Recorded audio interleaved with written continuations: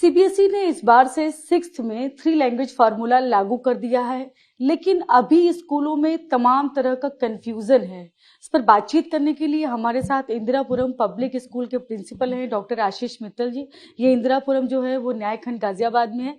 तो सर, आपने भी कल, तो पहले तो मैं बात कर रही थी सर्कुलर नहीं रिलीज किया, कल तो सीबीएसई ने सर्कुलर भी जारी कर दिया, लेकिन सर्कुलर में भी कुछ भी क्लियर नहीं हो रहा है। बहुत बहुत धन्यवाद आपको इस पर्टिकुलर प्रॉब्लम को रेज करने के लिए। या मुझे लगता है सीबीएसई को सबसे पहले बधाई देंगे, क्योंकि सीबीएसई ने 3 लैंग्वेज को जो प्रमोट करने की एक मुहिम उठाई है ग्रेड 6 से ग्रेड 10 तक के लिए।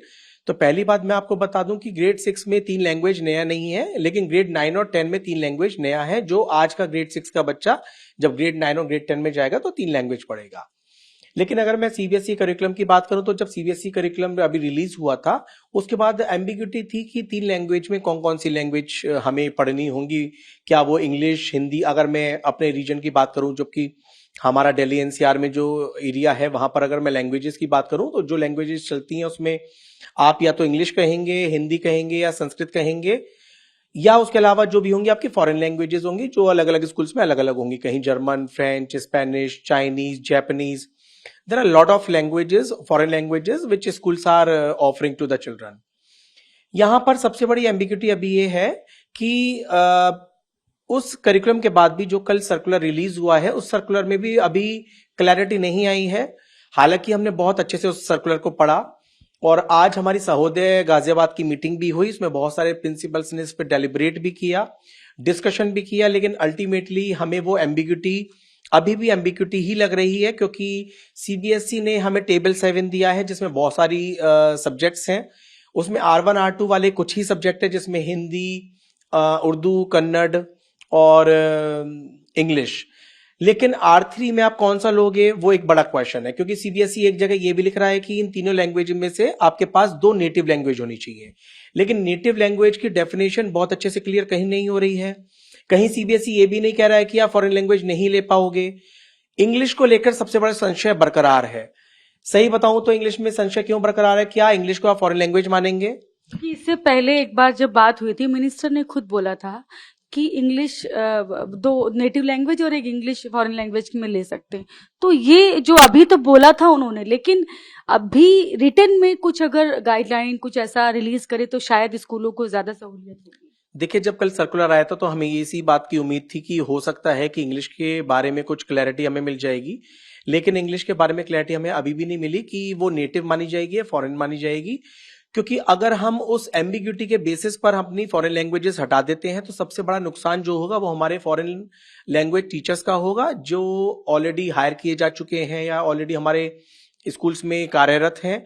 क्योंकि अचानक से अगर आप ग्रेड 6 में से फॉरेन लैंग्वेज आप रिमूव कर देंगे, यानी कि उन लोगों की जॉब जाने के चांसेस हाई हैं। क्यों है? बेशक आपके पास 7 to 10 चलता रहेगा, लेकिन अगले साल 7 हट जाएगा, अगले साल 8 हट जाएगा, तो फॉरेन लैंग्वेज टीचर्स भी आपके नौकरी से बाहर करना पड़ेगा हमें। अगला प्रश्न ये भी आएगा कि अगर आप इस एम्बिग्यूटी के बीच अगर आप संस्कृत को मैंडेटरी कर देते हैं, मैं मैंडेटरी वर्ड अपने लिए बोल रहा हूं क्योंकि हमारे रीजन में उसके अलावा कोई ऑप्शन नहीं मिलेगा। अगर मैं के अलावा संस्कृत ही ले सकते हैं। जी।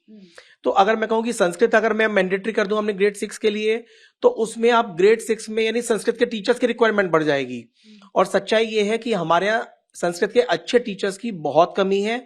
अगर पूरे, और वो तो मैं तब आपसे बात कह रहा हूं जब आपके पूरे देश में संस्कृत कुछ ही स्कूल्स में चलती है या मैंडेटरी नहीं है। अगर उसे मैंडेटरी कर दिया जाए तो मुझे लगता है दिल्ली एनसीआर, यूपी जैसे रीजन्स में आपको ये सबसे बड़ा चैलेंज आएगा कि संस्कृत के अच्छे टीचर्स कहां से लाएंगे। तो केवल लैंग्वेज को लगाना एक समाधान नहीं है। एक सबसे बड़ा प्रॉब्लम यहां पर जो जनरेट होगा वो होगा अच्छे टीचर्स को स्कूल में लाना, क्योंकि पढ़ाएंगे तो टीचर्स ही अल्टीमेटली। तो अभी मुझे लगता है इस एम्बिग्यूटी के लिए हमें थोड़ा सा हमें वेट करना पड़ेगा कि ये फॉरेन लैंग्वेज और नेटिव लैंग्वेज और ऑफिशियल लैंग्वेज, इनकी decoding is really important for us. उसके बाद ही हम कुछ डिसाइड कर पाएंगे कि ये फॉरेन लैंग्वेज हटाई जाएगी या नहीं हटाई जाएगी। दूसरा, अभी तो सेशन शुरू हो चुका है और जो बच्चे हैं वो बुक्स भी ले चुके हैं, क्लासेस भी लगने ही लगी हैं। अभी तक कुछ क्लियर ना होना, क्या पेरेंट्स आपसे जो आते हैं वो क्या बात करते हैं, क्या सवाल कर रहे हैं?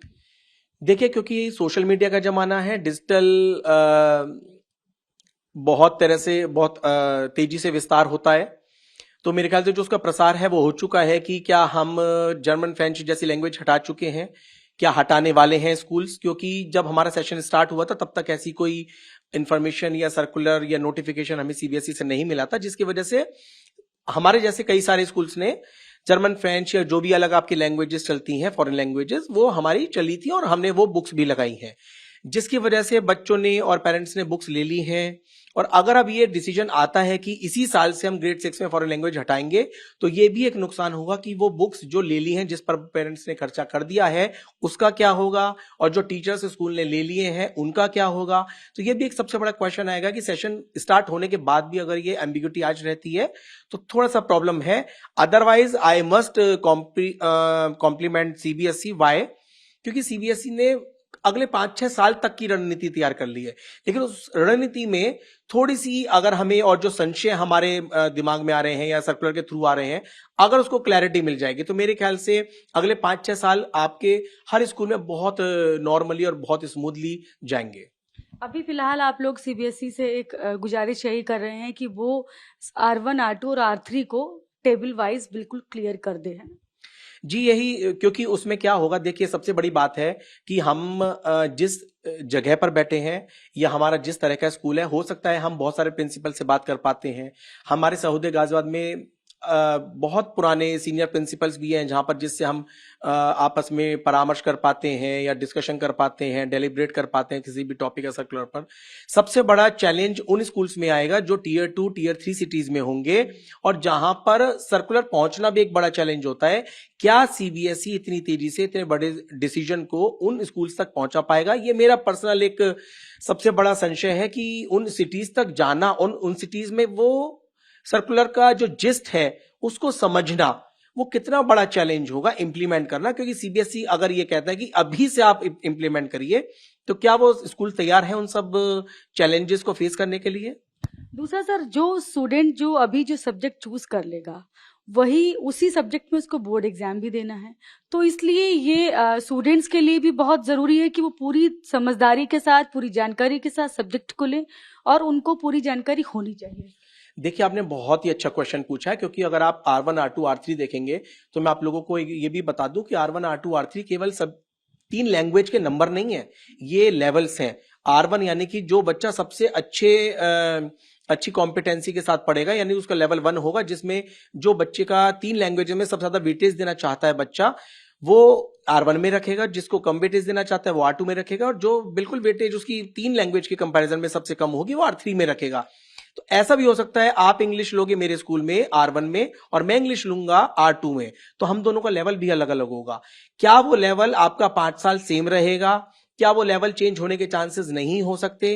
क्या मैं 2 साल के बाद R1 से R2 या R2 से R1 करना चाहूंगा या R3 करना चाहूंगा? क्या मेरे पास वो चॉइस होगी? थोड़ा सा उसमें मुझे लगता है अभी संशय है। और अगर संशय अगर आप वहां पे क्लियर भी कर देंगे कि है या नहीं है, क्योंकि आप 3 साल बाद या 2 साल बाद बच्चे का कॉम्पिटेंसी लेवल या स्किल्स कितने बिल्डअप हो जाएंगे, उसके लिए मुझे लगता है कि आपको इतने श्योरिटी से कभी नहीं कहना चाहिए, क्योंकि बच्चे का सतत विकास होता है और वो जब विकास करता है उसके कौशल का भी विकास होगा। उसके जाके हो सकता है 2 साल बाद बच्चे का किसी इंटरेस्ट एरिया लैंग्वेज में वो भी चेंज हो जाए। तो हो सकता है कि मेरा इंग्लिश जो R1 था कल वो R2 बन जाए, हिंदी जो है मेरा R2 था आज R1 बन जाए। तो वो मेरे ख्याल से हमेशा ये ऑप्शन बच्चों के लिए ओपन हमेशा रखना चाहिए। बाकी क्लैरिटी में और गुजारिश करूंगा सीबीएसई के अधिकारियों से कि अगर ये ब्लैक एंड व्हाइट में अगर क्लैरिटी आ जाएगी तो मेरे ख्याल से स्कूल्स को इंप्लीमेंट करने में भी थोड़ी आसानी होगी, स्पेशली जब session has already been started.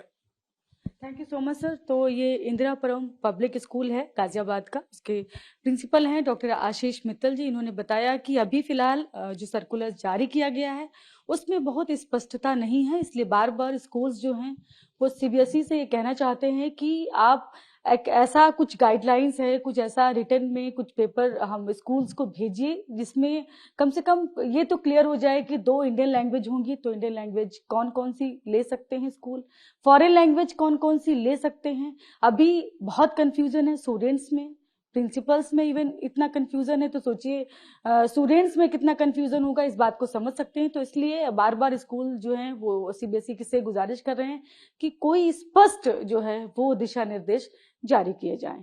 Camera person Virendra के साथ मैं शालिनी वाजपेयी, TV9 भारतवर्ष, गाजियाबाद।